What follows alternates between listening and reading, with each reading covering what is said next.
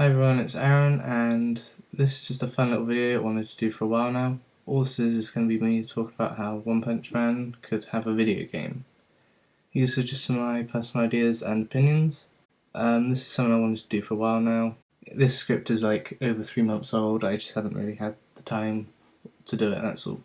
So don't go moaning in the comments that these are fake or not real, because I know these are just ideas. So first off, I'm going to do a bit of explaining. I've made these fake box art images.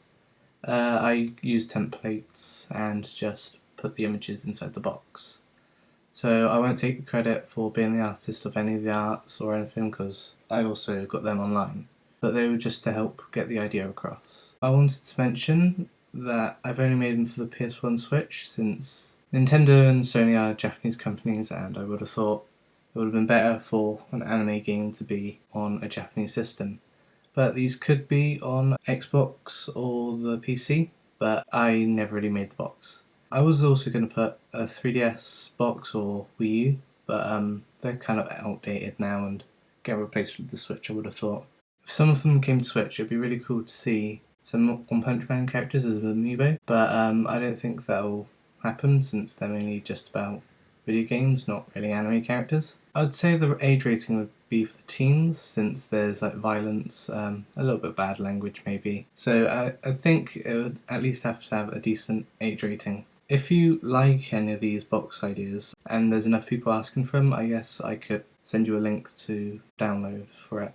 So for the first idea, it could be Dragon Ball Xenoverse style, where you got to create your own character and choose to be a part of the Hero Association or Monster Association, Dark Knight of Thieves, or another team.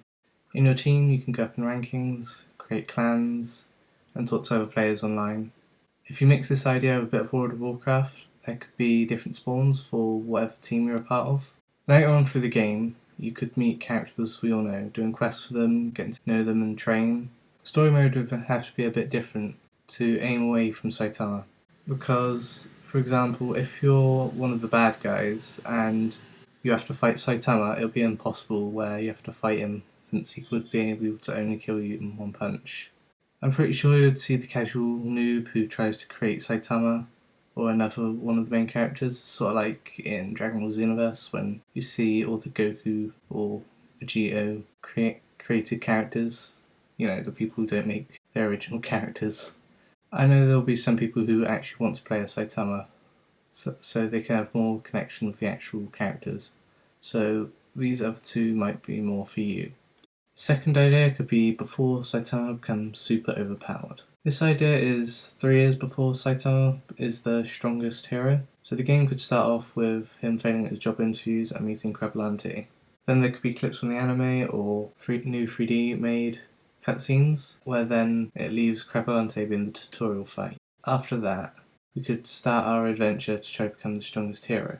I think the game could have its own story of how Saitama needed to train and fight villains, so it could have connections with Road to Hero about how he gets a suit, and over time where he becomes bold and fights the Fish of Darkness.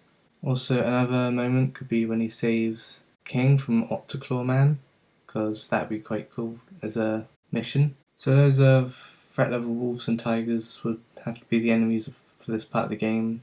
Another thing to mention, minigames for his training regimen, or they could just be cutscenes maybe.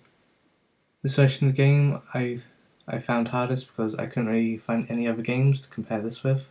Then there's still going to be some people who want to play as Saitama, well, he can defeat people in one punch. So, personally, for this number 1 idea, I think I've put the most effort into, so it might sound a lot more interesting. So, for the final idea, I was thinking Goat Simulator, mixed with a bit of GTA. I think this idea is my favourite since I've probably spent the most time thinking about this one.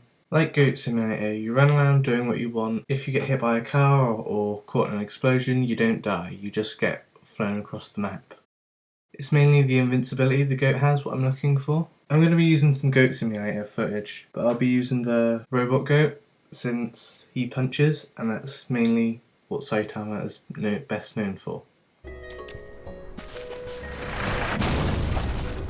So this could also be like GTA where you free roam around the city and do whatever you want, but I understand the map might not be too big. Also, like in Goat Simulator, you have to choose what location you go to and select a zone, like different cities. There could also be some unlockables where you can unlock different costumes for Saitama, because we all know that Saitama has different uniforms and clothing.